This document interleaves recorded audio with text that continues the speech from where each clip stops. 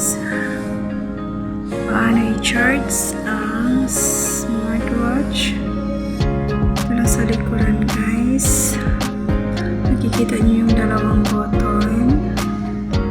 So, sangkap ito guys. So, at saka yung ginagamit ko ngayon is Anker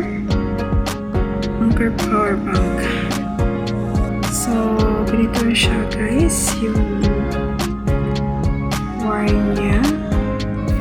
And nakikita niyo yung parang ganito siya guys, so yung charger niya.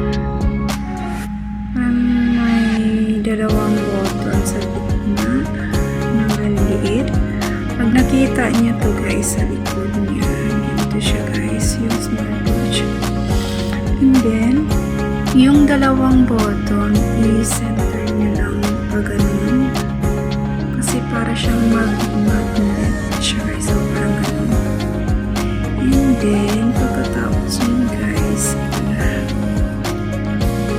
charge na yun siya guys. Yan guys.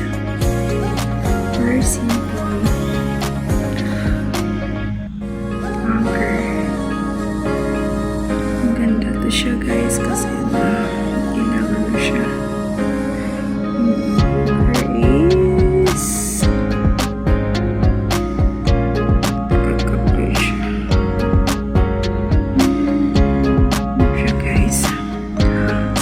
Ganyan lang. Very simple. Parang siyang ano guys, yung paganoon. Parang siyang magnet. Parang siyang guys. So, ganyan lang. So, nagsasounds pa rin siya pala guys. Wala yun siya full. Oh. Ganyan siya guys. Kadali.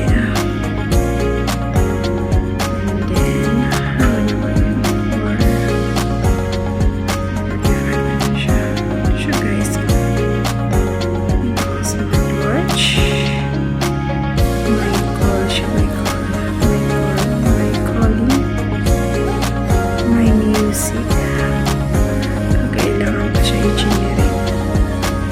Connect sa okay.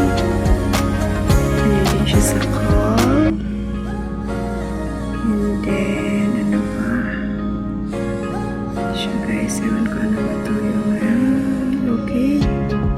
Pwede siyang pang naka-brightness. Gusto niyo rin yung ganito. Ay, marami pala siya guys. Pwede din siya pang Facebook.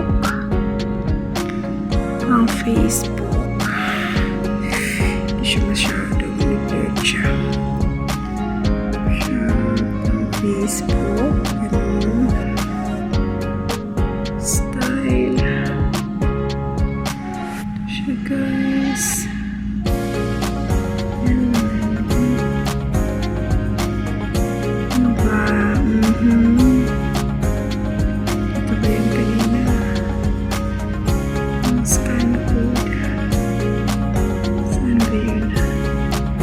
Kailangan pa ito siya i-connect sa cellphone. So, naka-on ang Bluetooth. I-on nyo lang yung Bluetooth guys para mag-connect siya. Tapos i-on nyo lang yung Bluetooth dito sa cellphone nyo. Saka i-pairing. Saan ba yun? Pati ako guys. Hindi ko rin na